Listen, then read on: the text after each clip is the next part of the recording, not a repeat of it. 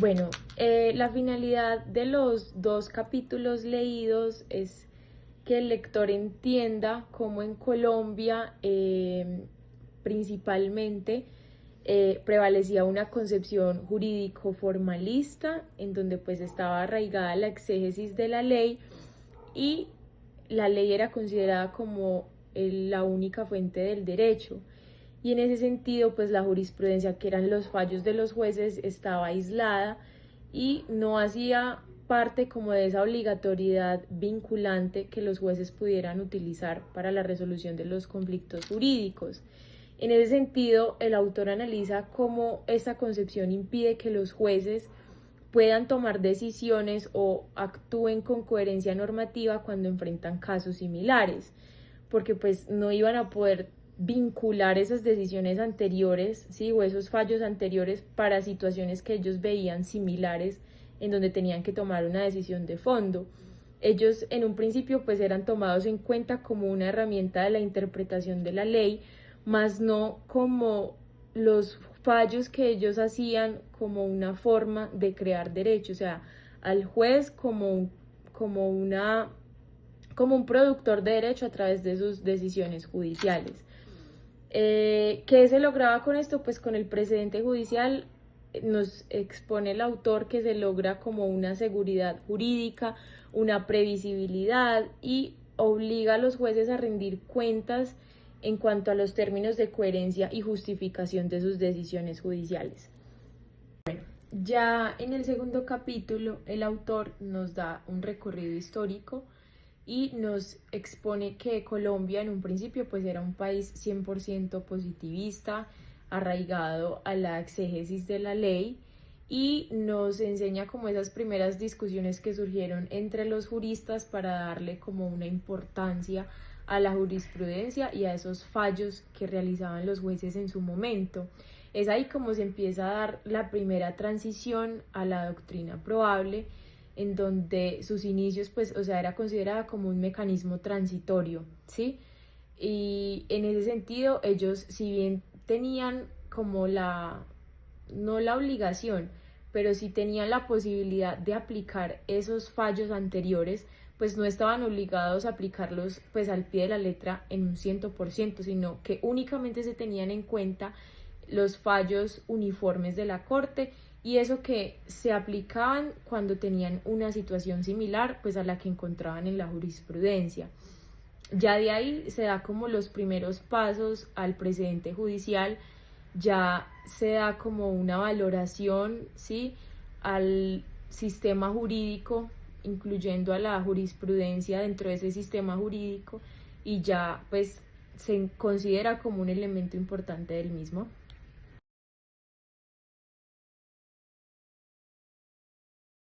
Bueno, asimismo abordaremos los temas más relevantes, los argumentos más relevantes que pudimos evidenciar dentro de la lectura del derecho de los jueces.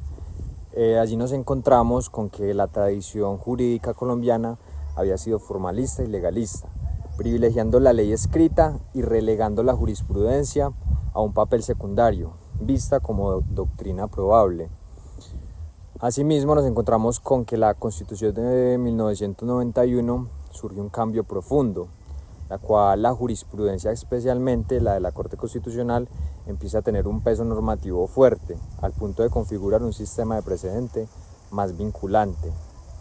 El autor Diego López Medina también nos muestra cómo esa transformación tensiona el esquema tradicional de fuentes, pues entiende que ahora los jueces no solo aplican la ley, sino que deben de obedecer y desarrollar precedentes judiciales, lo cual modifica la dinámica del derecho colombiano dentro de la misma. Para darle una solución al punto número 3, que nos habla de las conclusiones argumentativas del autor, vemos a lo largo del texto o a lo largo de los capítulos que se habla mucho de que la jurisprudencia debe ser reconocida como una fuente real del poder normativo y no solo como un recurso auxiliar. También expresa mucho en el sentido de que la Corte Constitucional ha contribuido significativamente a configurar ese poder, ¿sí? Sobreponiéndose tanto a concepciones legislativas de derecho como a resistencias políticas.